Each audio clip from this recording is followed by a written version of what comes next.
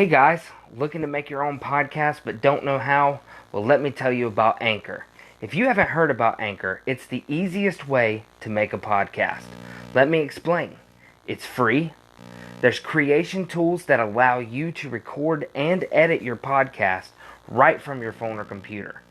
Anchor will distribute your podcast for you so it can be heard on Spotify, Apple Podcasts, and many more.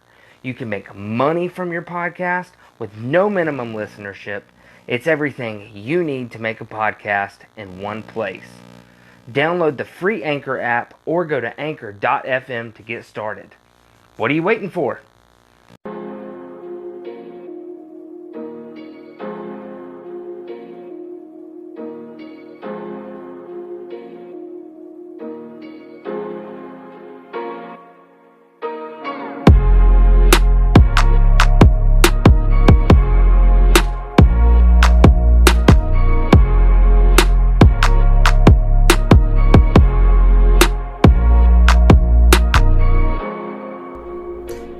Fasten your seatbelts, folks. This is Course Correction Radio.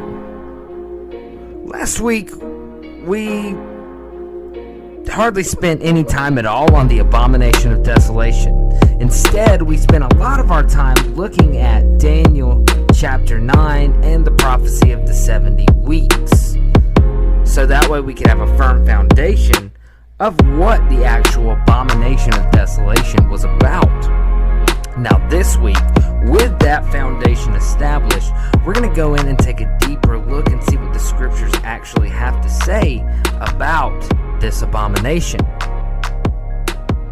Last week, it set up the question with what we learned: if Jesus is the fulfillment of the 70th week as a whole, what then is the abomination and how does the desolation come about? So stick with us to the very end, because in this episode I am confident that by the end we will have a rough outline of what this could be. Not only the abomination, but the actual desolation itself. Now we're going to pull up the browser here, and we're going to start with our verses that Jesus said in Matthew 24 verses 15 and 16. When ye therefore shall see the abomination of desolation spoken of by Daniel the prophet stand in the holy place, whoso readeth, let him understand. Then let them which be in Judea, flee to the mountains. Now, what we're going to do is we're going to take this over to Daniel chapter 8, verses... And we're just, for sake of time, we're going to focus on verses 9 through 14. But if you are familiar with this passage, this is the vision of the he-goat. And in verse 9, we start out with, and out of one of them came forth a little horn, talking about the horns from the he-goat, which waxed exceeding great toward the south, and toward the east, and toward the pleasant land. And it waxed great even to the host of heaven, and it cast down some of the host and of the stars to the ground, and stamped upon them. Yea, he magnified himself even to the prince of the host. And by him the daily sacrifice was taken away, and the place of the sanctuary was cast down, and an host was given him against the daily sacrifice by reason of transgression. And it cast down the truth to the ground, and it practiced and prospered. Then I heard one saint speaking, and another said unto that certain saint which spake, How long shall the vision concerning the daily sacrifice and the transgression of desolation, to give both the sanctuary and the host be trodden under foot? And he said unto me, Unto 2,300 days, then shall the sanctuary be cleansed. So who is the he-goat referred to in this passage, and the little horn that comes from his horns? Well, we've got at least a partial answer to that over here in 1 Maccabees, and we're going to start in chapter 1, and we're going to read through verses 1 through 11. kind of see this. This is pretty cool. Actually, this is an amazing story. And it happened after that Alexander, son of Philip the Macedonian, who came out of the land of Chetam, had sent Darius, king of the Persians and Medes, that he reigned in his stead, the first over Greece, and made many wars, and won many strongholds, and slew the kings of the earth, and went through to the ends of the earth, and took spoils of many nations, insomuch that the earth was quiet before him. Whereupon he was exalted, and his heart was lifted up. He gathered a mighty strong host, and ruled over countries and nations and kings, who became tributaries unto him. After these things he fell sick, and perceived that he should die. Wherefore he called his servants, such as were honorable, and had been brought up with him from his youth, and parted his kingdom among them, while he was yet alive. So Alexander reigned 12 years, and then he died, and his servants bare rule, every one in his place.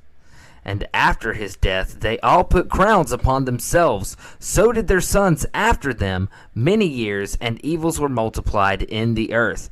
And there came out of them a wicked root, Antiochus, surnamed Epiphanes, son of Antiochus the king, who had been an hostage at Rome, and he reigned in the 137th year of the kingdom of the Greeks. And in those days there were out of Israel wicked men, persuaded many, saying, Let us go and make a covenant with the heathen that are round about us. For since we departed from them, we have had much sorrow. So we see here that the he-goat and the little horn that are the fulfillment of the prophecy in Daniel 8, the he-goat being Alexander the Great, and the little horn being Antiochus Epiphanes. We also have some interesting types and shadows of these things to come with Antiochus and the things that happened in his day as the king over the Greeks. Now, Antiochus was, first of all, a type of Antichrist for many reasons, but the ones in this passage referenced to are the two I would like to focus on before we go further. He is a little horn. Daniel 8:9 is the reference there, that waxes exceedingly great. And later we can take a look at some of the vile things that Antiochus does in the book of the Maccabees. But for now, let's take a look at the parallel passages about a little horn. Once we see the parallels, we can look for some of the things Antiochus did to get an idea of the lawless behavior of the one who will come in the same spirit. So next we're going to head over to Daniel 7:7-8. And I actually don't think I have that pulled up, so let me add that real quick. Whoops, I'm sorry guys. There were a lot of scriptures to add. Every now and then I miss some, so please forgive me. All right. Gonna head over here to Bible Gateway. I absolutely love this site. Let's see. Daniel 7:7-8.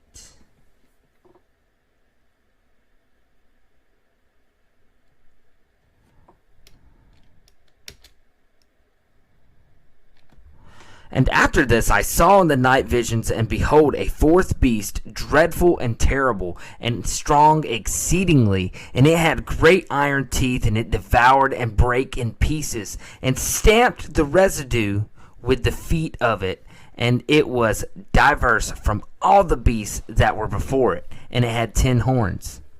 I considered the horns, and behold, there came up from among them another little horn, before whom there were 3 of the first horns plucked up by the roots. And behold, in this horn were eyes like of man, and a mouth speaking great things. So I was hoping when I originally had made my outline that we would be able to study this out more thoroughly in a comparison to the beast of Daniel 7 and the beast of Revelation 13. But unfortunately, due to time, we're not going to be able to get into that in this episode. However, in the future, we will try to get into that. But for now, we're going to look at the parallels we see here.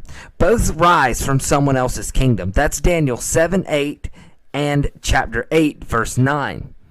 They are both allowed to reign for a time. Daniel 7:25, chapter 8, verses 13 and 24.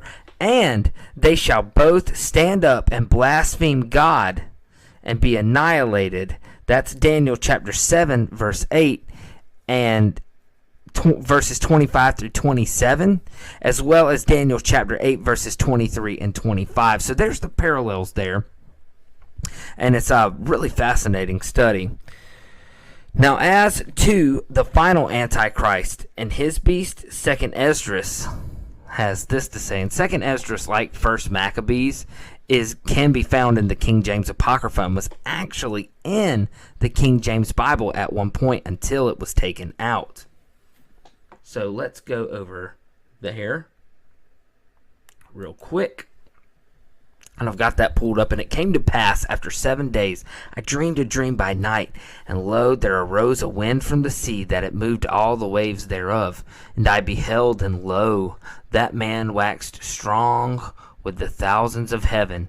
And when he turned his countenance to look, all the things trembled that were seen under him. And whensoever the voice went out of his mouth, all they burned that heard his voice, like as the earth faileth when it feeleth the fire. And after this I beheld, and lo, there was gathered together a multitude of men out of number from the four winds of the heaven to subdue the man that came out of the sea. But I beheld, and lo, he had graved himself a great mountain and flew upon it. But I would have seen the region or place whereout the hill was graven, and I could not. After this I beheld, and lo, all they which were gathered together to subdue him were sore afraid, and yet durst fight. And lo, as he saw the violence of the multitude that came, he neither lifted up his hand, nor held sword, nor any instrument of war. But only I saw that he sent out of his mouth, as it had been a blast of fire, and out of his lips a flaming breath, and out of his tongue he cast out sparks and tempest. And they that were all mixed together, the blast of fire, the flaming breath, and the great tempest, and fell with violence upon the multitude which was prepared to fight, and burned them up every one, so that upon a sudden of an innumerable multitude nothing was to be perceived, but only dust and smell of smoke. When I saw this, I was afraid. And afterward I saw the same man come up from the mountain, and call unto him another peaceable multitude. And there came much people unto him, whereof some were glad, some were sorry, and some of them were bound, and others some brought of them that were offered. Then I was sick to the great fear, and I awaked and said, Thou hast shown thy servant these wonders from the beginning, and hast counted me worthy that thou shouldest receive my prayer. Shew me now yet the interpretation of this dream. For as I conceive in mine understanding, woe unto them that shall be left in those days, and more woe unto them that are not left behind. For they that were not left were in heaviness. Now understand I the things that are laid up in the latter days, which shall happen unto them and to those that are left behind. Therefore, as they come into the great perils and many necessities, like as these dreams declare, yet it is easier for them that is in danger to come into these things than to pass away as a cloud out of the world, and to not see the things that happen in the last days. And he answered unto me and said, The interpretation of the vision shall I shew thee, and I will open unto thee the thing that thou hast required. Whereas thou hast spoken of them that are left behind, this is the interpretation. He that shall endure the peril in the time hath kept himself. They that be fallen into danger are such as have works and faith toward the Almighty. Isn't that interesting? Know this, therefore, that they which be left behind are more blessed than they that be dead. That kind of goes against the church's teaching, but I digress. This is the meaning of the vision. Whereas thou sawest a man coming up from the midst of the sea, the same is he whom God the highest hath kept a great season, which by his own self shall deliver his creature, and he shall order them that are left behind. And whereas thou sawest that out of his mouth there came a blast of wind and fire and storm, and that he held neither sword nor any instrument of war, but that the rushing in of him destroyed the whole multitude that came to subdue him. This is the interpretation. Behold, the days come when the Most High will begin to deliver them that are upon the earth. He shall come to the astonishment of them that dwell on the earth, and one shall undertake the fight against another, one city against another, one place against another, one people against another, and one realm against another. And the time shall be when these things shall come to pass, and the signs shall happen when I shewed thee before, and then shall my Son be declared, whom thou sawest as a man ascending. So I want to stop right here and explain that, because the man that rises out of the sea in 2 Ezra 13, that is Jesus. And he is coming to fight against a multitude. So I think what we're seeing here is the Battle of Armageddon. That's why I wanted to point that out, and that's why this is in this episode. And when all the people hear his voice, every man shall in their own land leave the battle that they have one against another. And an innumerable multitude shall be gathered together, as thou sawest them, willing to come and to overcome him by fighting. But he shall stand upon the top of Mount Zion, and Zion shall come and shall be shewed to all men, being prepared and builded, like as thou sawest the hill graven without hands. And this my Son shall rebuke the wicked inventions of those nations, which for their wicked life are fallen into the tempest, and shall say before them their evil thoughts and the torments wherewith they shall begin to be tormented, which are like unto a flame. He shall destroy them without labor by the law, which is like unto me. And whereas thou sawest that he gathered another peaceable multitude unto him, these are the 10 tribes which were carried away prisoners out of their own land in the time of Hosea the king, when Salmanassar the king of Assyria led away captive, and he carried them over the waters, and so came they into another land.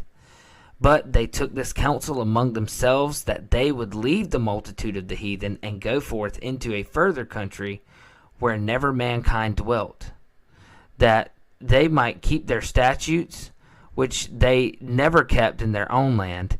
And they entered into Euphrates by the narrow places of the river. For the Most High then shewed signs for them, and held still the flood till they were passed over. For though that country there was a great way to go, namely 1.5 years, the same region is called Arsareth. Then they dwelt there until the latter time. And now, when they shall begin to come, the highest shall stay the springs of the stream again, that they may go through. Therefore sawest thou the multitude with peace, but those that be left behind of thy people are they that are found within my borders.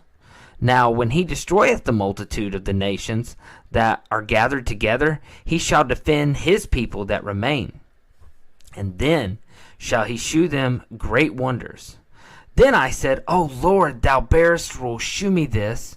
Wherefore have I seen the man coming up from the midst of the sea? And he said unto me, like as thou canst neither seek out nor know the things that are in the deep of the sea, even so can no man upon the earth see my Son, or those that be with him, but in the daytime. This is the interpretation of the dream which thou sawest, and whereby thou only art here lightened. For thou hast forsaken thine own way, and applied thy diligence unto my law, and sought it. Thy life hast thou ordered in wisdom, and hast called understanding thy mother. And therefore have I shewed thee the treasures of the highest. And after other 3 days I will speak other things unto thee, and declare unto thee mighty and wondrous things. Then I went forth into the field, giving praise and thanks greatly unto the Most High, because of his wonders which he did in time, and because he governeth the same and such things as fall in their seasons. And there I sat 3 days. So that's why I wanted to go back into Daniel 7 if we had time. However, I'm going to have to unfortunately save that for another segment when we can just take an in-depth look into the final beast. Because this and a few other passages, when you put Daniel, Revelation, and 2nd Esdras together, you get like a beautiful picture like of what is to come. But I thought it was interesting how this matches up with Jesus returning to deal out the wrath of God. I personally think it's pretty cool just to see how much detail this book goes into about what's going to happen. So we see that this is a pretty good biblical parallel as far as the little horns go. Next, we're going to take a look at the second reason that Antiochus is a type and shadow of the Antichrist that is to come. So we're actually going to head back over to 1 Maccabees, and we're going to take a look at verse 10. And there came out of them a wicked root. That language sound familiar? It's kind of like how Jesus is described in the book of Isaiah. And Isaiah 11 says this, And there shall come forth a rod out of the stem of Jesse, and a branch shall grow out of his roots. And the Spirit of the Lord shall rest upon him, the Spirit of wisdom and understanding, the Spirit of counsel and might, the Spirit of knowledge and of the fear of the Lord. And shall make him of quick understanding in the fear of the Lord. And he shall not judge after the sight of his eyes, neither reprove the hearing of his ears, but with righteousness shall he judge the poor, and reprove with equity for the meek of the earth. And he shall smite the earth with the rod of his mouth, and with the breath of his lips shall he slay the wicked. And the righteousness shall be the girdle of his loins, and faithfulness the girdle of his reins. So just to point it out, what we just read in 2nd Esdras 13 is actually seems to be a pretty good fulfillment of the second half of Isaiah 11:4, where it says he shall smite the earth with the rod of his mouth.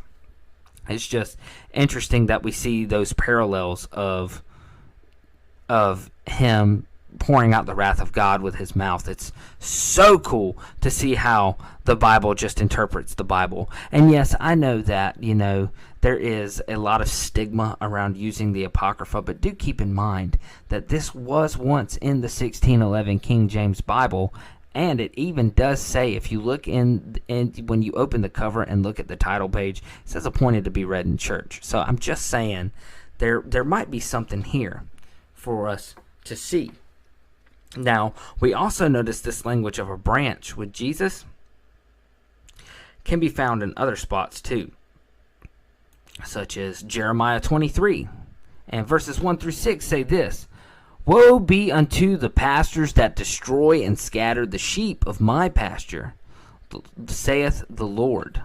Therefore, thus saith the Lord God of Israel against the pastors that feed my people, Ye have scattered my flock, and driven them away, and have not visited them. Behold, I will visit upon you the evil of your doings, saith the Lord.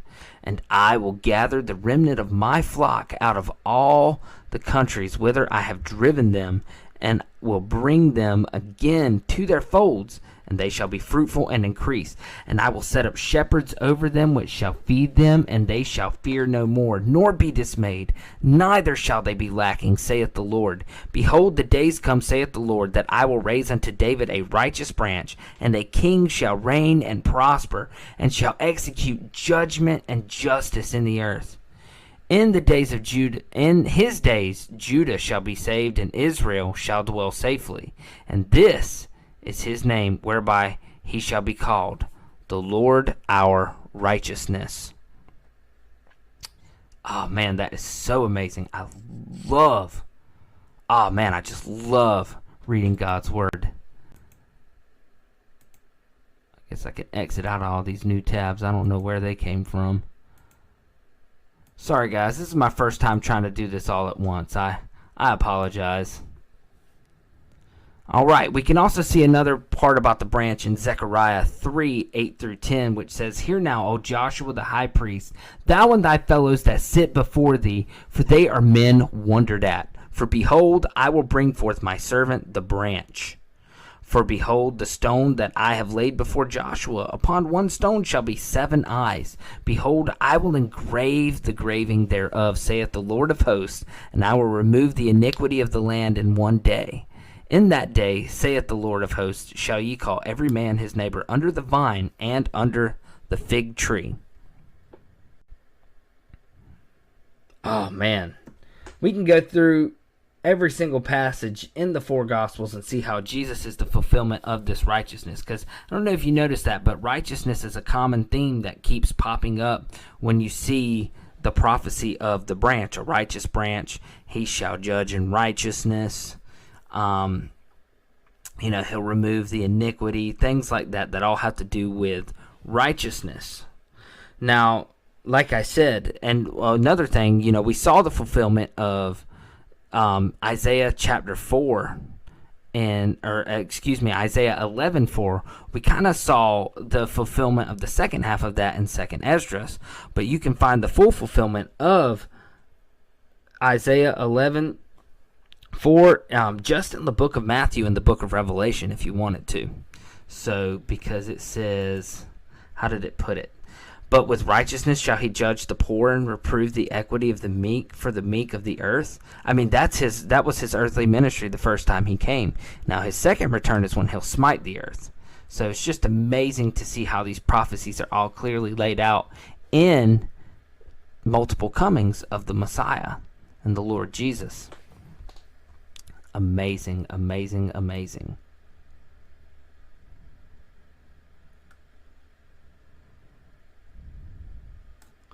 All right. Now, with Antiochus Epiphanes, the wicked root, we have the same thing. We'll see a fulfillment of his wickedness. Now, we're going to head back over to 1 Maccabees chapter 1, and we're going to go down to verses 39, and we're going to read through verse 50.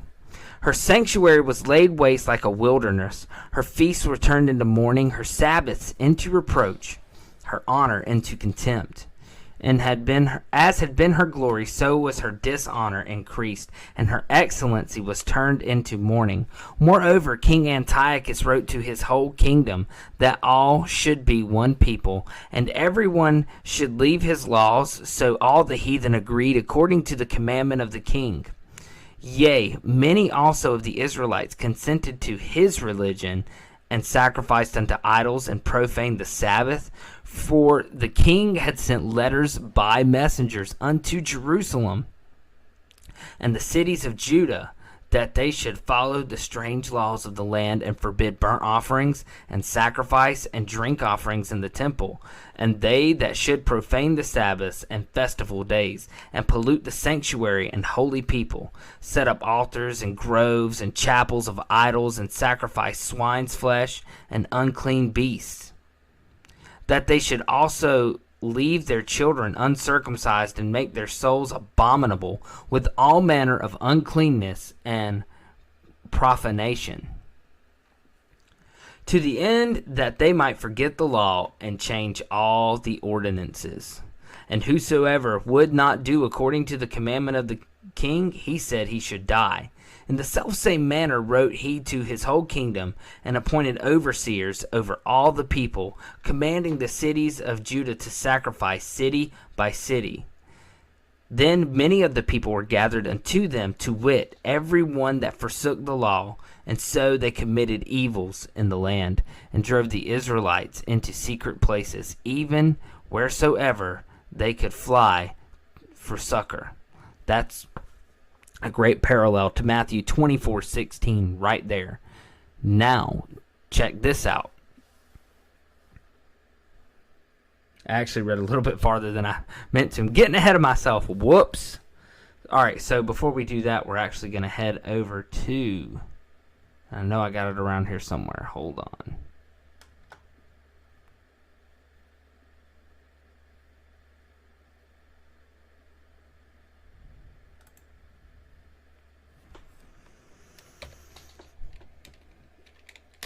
Yeah, I knew I had it pulled up. I don't know. I must have backed out of it by accident. I'm sorry.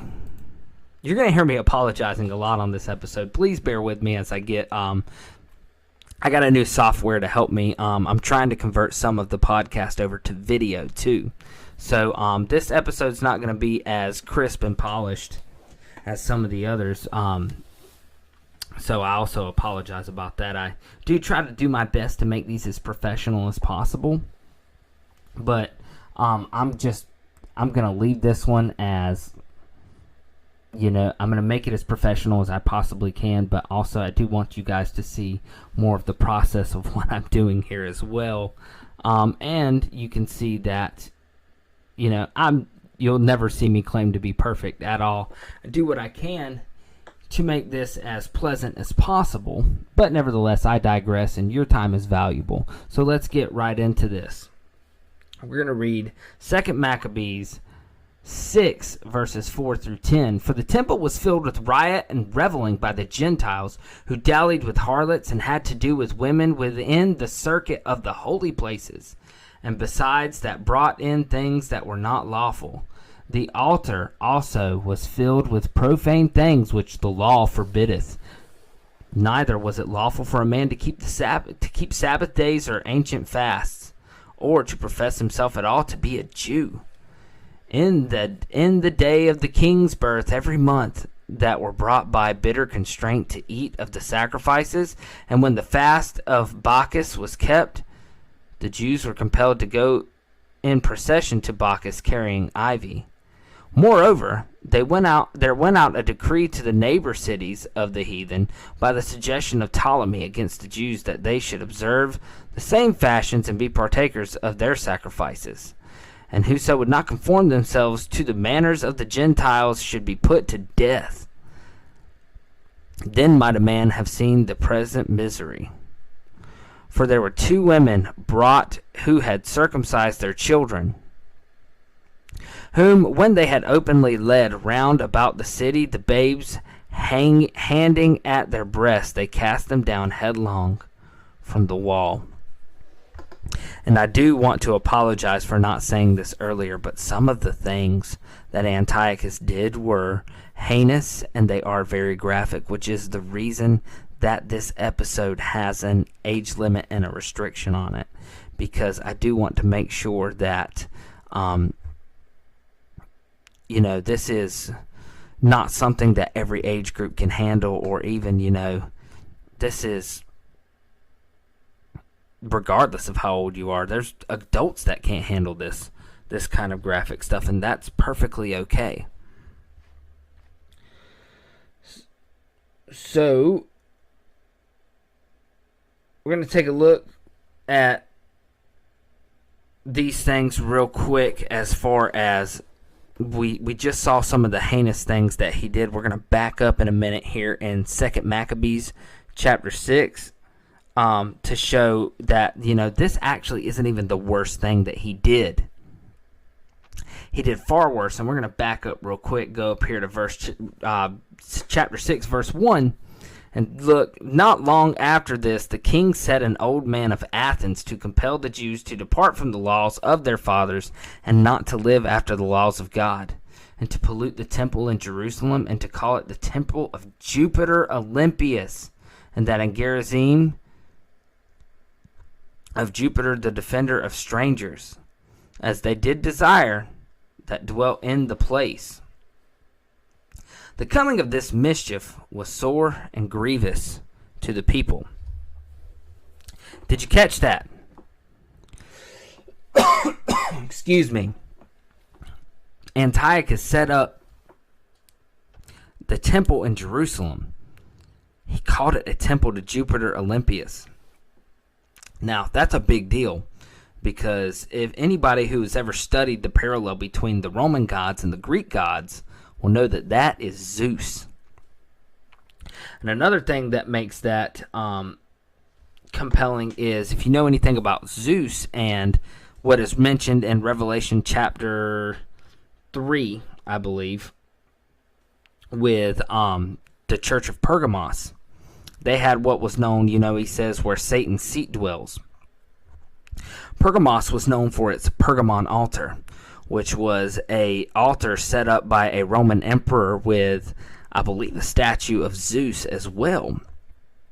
It was made to look like that emperor, and there's a lot of scholars that believe that that is the seat. Apparently, when you look at the altar, and there's a replica of it in Berlin, and when you look at it, it does look very much like a throne. And so the scholars believe that that is where Satan, when it mentions where Satan dwells, that it was talking about the Pergamon altar. If that is the case, we have a direct reference that sets this up as Satan behind the power of Zeus. So we read about, that makes me think about when we read in 2 Thessalonians, we saw that the man of sin, we read about this in a past episode. The man of sin, he comes in the power of Satan. Now, we're going to back this up and read, we're going to go back to 1 Maccabees, and we're going to start in verse 54, and this is what it has to say. Now, the 15th day of the month of Kislev, or Kislev, and is the actual month there in Hebrew. In the 145th year, they set up the abomination of desolation upon the altar and builded idol altars throughout cities of Judah on every side, and burnt incense at the doors of their houses and in the streets. And when they had rent in pieces the books of the law which they had found, they burned them with fire. And wheresoever was found with any the book of the testament, or in any consented to the law, the king's commandment was that they should be put to death. Thus did they by their authority unto the Israelites every month, to as many as were found in the cities. Now the 5th and 20th day of the month they did sacrifice upon the idol altar, which was upon the altar of God. In which time, according to the commandment, they put to death certain women that had caused their children to be circumcised. And they hanged the infants about their necks, and rifled their houses, and slew them that had circumcised them. So that's the parallel there. Now, did you see what this said about it? Let's back up to verse 54. They set up the abomination of desolation. So First Maccabees comes right out and tells you that this statue to Jupiter that was set up, that was considered by this writer of First Maccabees to be the abomination of desolation, or at least a type of it, because we know that Jesus referenced the abomination of desolation in Matthew. How cool is that? You start putting these stuff together, and we really start to get a picture of what's going on here. So with that, because that's a very interesting point. Now, what we're going to do here is we're going to, not that one.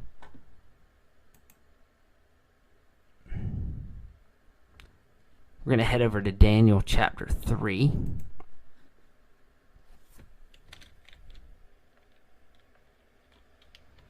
And we're going to take a look at the idol that Nebuchadnezzar set up. So, this will work.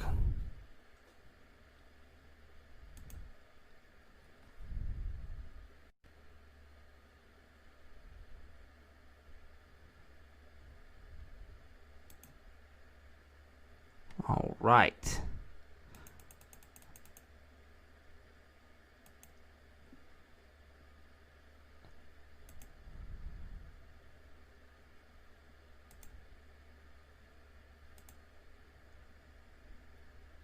Daniel chapter 3, starting in verse 1. And we're going to go through verse 7. Nebuchadnezzar the king made an image of gold whose height was 80 cubits, and the breadth thereof 6 cubits. He set it up in the plain of Dura in the province of Babylon. Then Nebuchadnezzar the king sent to gather together the princes, the governors, and the captains, the judges, the treasurers, the counselors, the sheriffs, and all the rulers of the provinces to come to the dedication of the image which Nebuchadnezzar the king had set up. Then the princes, the governors, and captains, the judges, the treasurers, the counselors, the sheriffs, and all the rulers of the province were gathered unto the dedication of the image that Nebuchadnezzar the king had set up, and they stood before the image that Nebuchadnezzar had set up. Then an herald cried aloud, To you it is commanded, O people, nations, and languages, that at what time ye hear the sound of the cornet, flute, harp, sackbut, psaltery, dulcimer, and all kinds of music, ye fall down and worship the golden image that Nebuchadnezzar the king hath set up. And whoso falleth not down and worship shall the same hour be cast into the midst of a burning fiery furnace. Therefore at that time, when all people... Therefore at that time when all people had heard the sound of the cornet, flute, harp, sackbut, psaltery, and all kinds of music, all the people in the nations and the languages fell down and worshipped the golden image that Nebuchadnezzar the king had set up. Now, do you catch what's going on here? We have an image that was set up that is, its height is 80 cubits. Now, 80, that's 60. So it's 60 cubits high, 6 cubits wide. And did you catch how many instruments were mentioned? The cornet, flute, harp, sackbut, psaltery, and dulcimer. 6 instruments. Kind of get where this is going? So we put those numbers together. We have 60 and 6 and 6.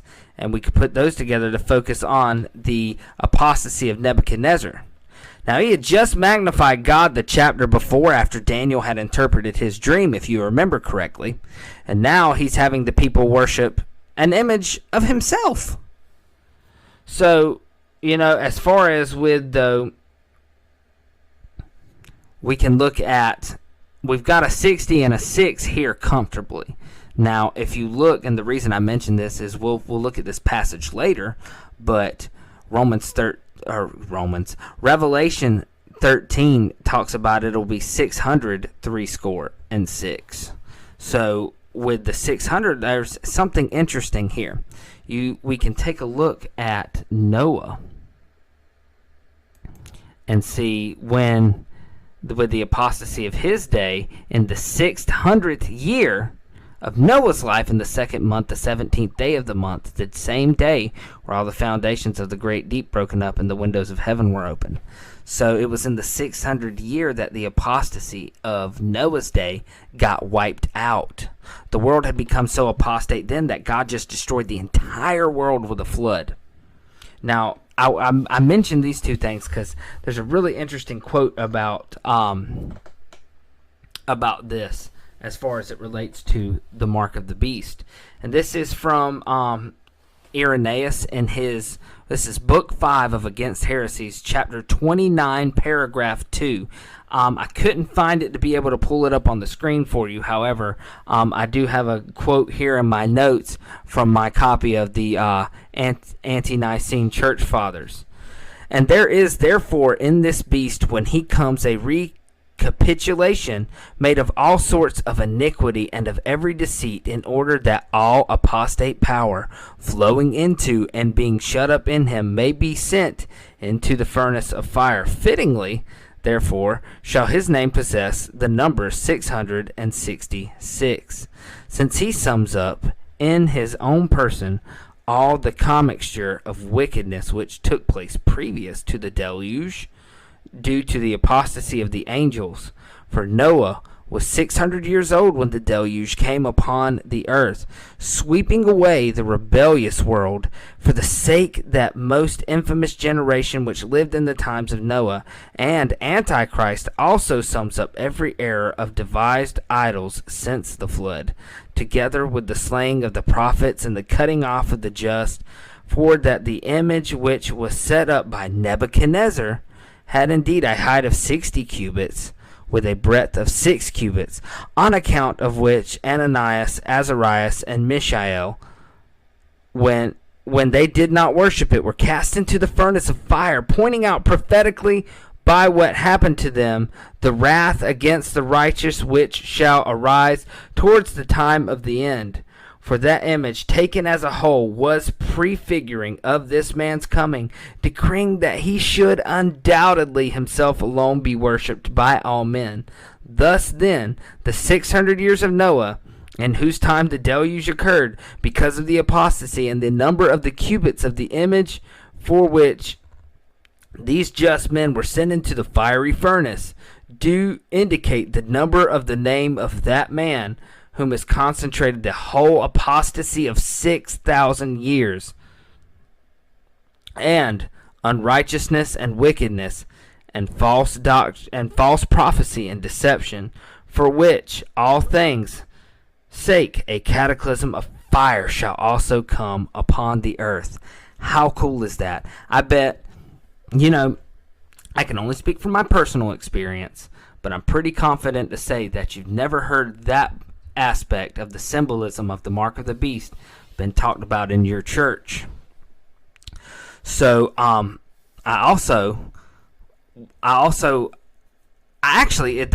story of how I found this was incredible. It all had to do with a friend who claimed that Irenaeus was teaching a pre-trib rapture way back then. But I think it's pretty clear just by this passage alone that is in fact a lie.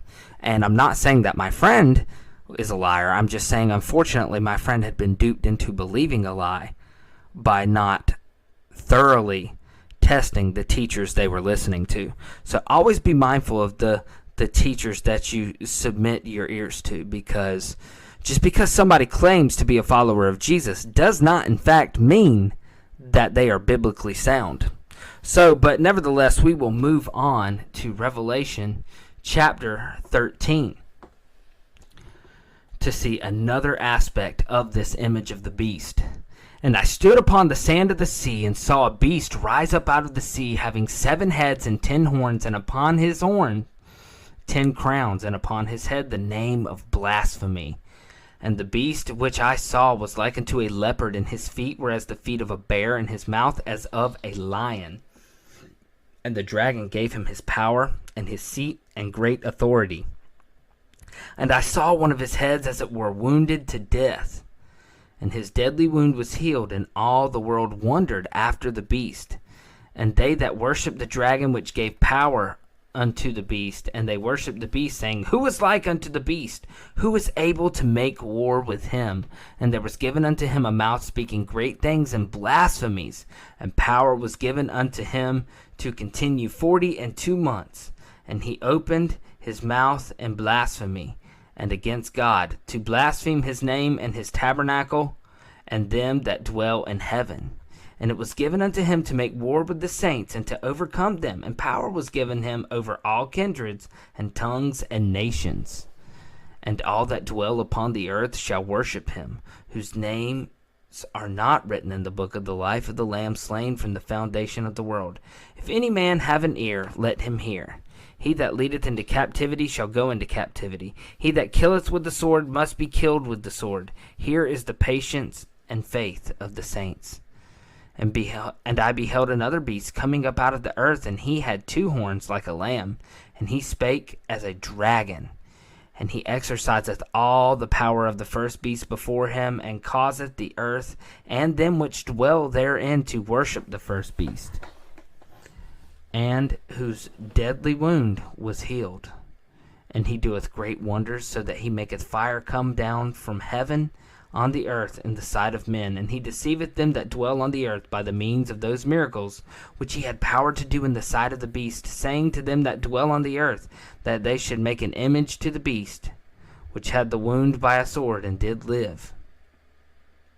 And he had power to give life unto the image of the beast, that the image of the beast should both speak, and cause that as many as would not worship the image of the beast should be killed. And he causeth all, both small and great, rich and poor, free and bond, to receive a mark in their right hand or in their foreheads, and that no man might buy or sell, save that he had the mark, or the name of the beast, or the number of his name. Here is wisdom. Let him that hath understanding count the number of the beast, for it is a number of a man, and his number is 666. Now, we'll go back over here and compare that to 2 Thessalonians chapter 2. Now we beseech you, brethren, by the coming of our Lord Jesus Christ, and by our gathering together unto him, that ye be not soon shaken in mind, or be troubled, neither by spirit, nor by word, nor by letter, as from us, as that the day of Christ is at hand.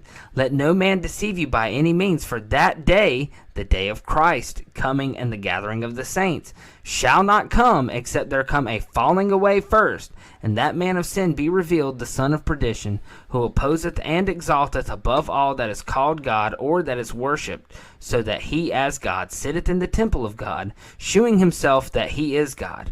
Remember ye not that when I was yet with you I told you these things?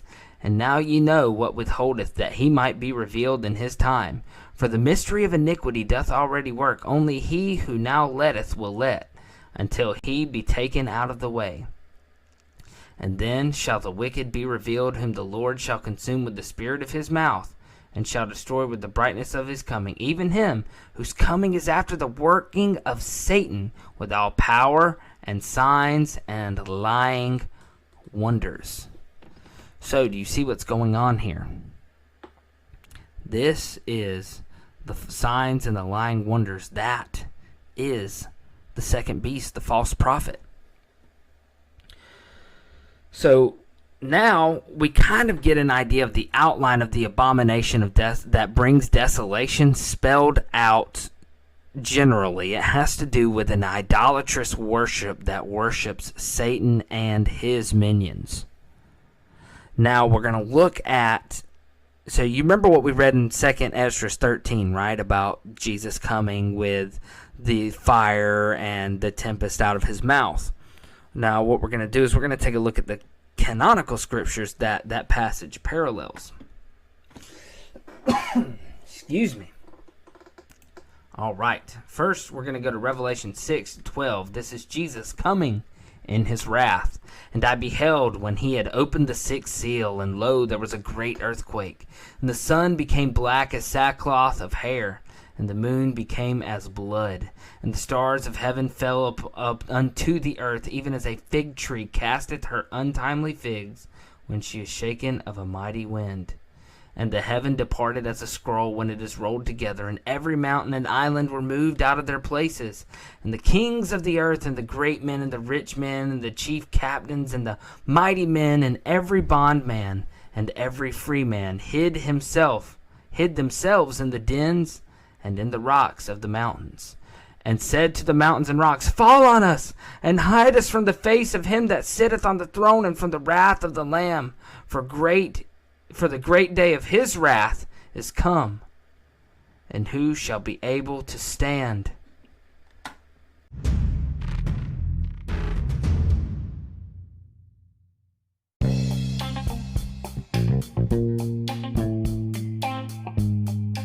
Hey guys, I think we're going to just cut the episode right here. Originally there was 13 minutes that followed that was just parallels of this passage with Revelation 6. And while that is very important and it does iron out a lot of the details about when God's wrath takes place and the different angles of how, for this lesson that is sufficient enough to say that the desolation that comes is from the wrath of God being poured out from all the people just mindlessly going to the worship of the beast and to Satan himself. And originally, I had all of this lined out to talk about the 70 weeks, the abomination, and the desolation all in one episode. And as the notes grew, so did the episodes. And while I do want to get back to these and for us to all study these, the goal of this first season was to focus on how we can fix this problem of the fractured church. And so with that said, we're going to move on from the eschatology for now, and we're going to go back to the teachings of Jesus that are going to help us better bring a true united church. We're not talking ecumenicism here. We're not talking about all faiths coming under one banner, but those of the true remnant of God. How we can all be united for these days to come. With that said, we're going to end it here. Thank you so much for sticking with us to the end, and we'll see you next week. Take care.